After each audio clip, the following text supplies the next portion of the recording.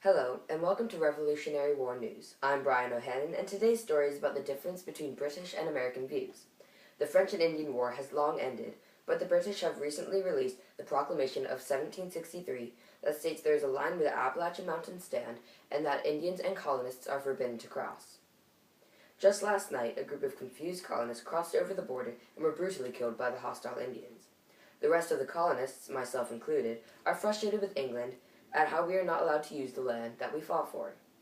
Why should we allow these Indians to keep the land that we fought a 7-year-long battle to own? The British do not seem to react at how unhappy the colonists have become. Well, I can understand their point of view. They are happy and content with the battle and the agreements that followed because they were favoured. They obviously don't feel the need to fight another war against the Indians to regain the land that we had already won. It doesn't concern them anymore, so now they have their sights set on building their country back up again. Wouldn't you do the same? Well, I believe I'm running this newscast, not you. I thought that we were loyal to them, and in return that they would help us.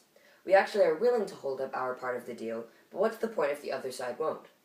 It seems as if the British are doing it for the money, land, power, and the ability to claim all accomplishments achieved by us Americans.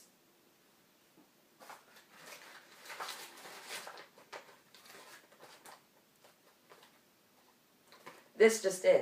Apparently the king now requires us to pay a tax on molasses barrels. This won't change much because the tax is never collected. It's known as salutary neglect and it is the policy of making laws but not enforcing it. It helps us, for we hadn't had to pay any tax. Here it says in big print that it is half the original tax. Fantastic. Not like it really does much. Wait, but here in this small print it says that it's now actually collected. Unbelievable. They must be out of their minds. They're greedy, selfish people who are only out for financial gain. They don't even care about our thoughts or well-being.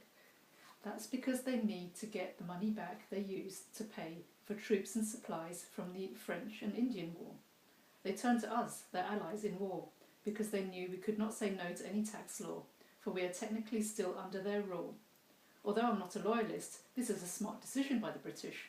The only downside is that this could drastically affect their relationship with us, but they do not seem aware of this.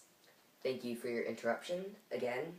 But yes, I do agree with one of your points. I doubt they're even bothered by the impact they could have on us. They only think that we will be their little gold mines and listen to every law that they create.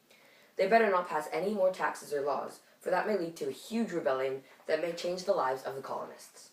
Oh well, that's all the time we have for today. Here's Carl with the weather. Carl?